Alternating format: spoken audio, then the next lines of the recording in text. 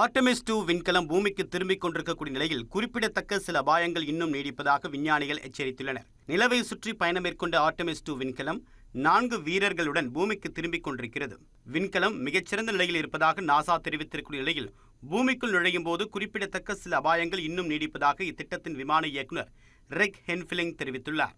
அதாவது விண்கலத்தை சுற்றி உருவாகக்கூடிய பிளாஸ்மா படலம் காரணமாக பூமிக்குள் நுழையும் போது சுமார் 6 நிமிடங்களுக்கு தகவல் தொடர்பு முற்றிலுமாக துண்டிக்கப்படும் என்று தெரிவித்தார்.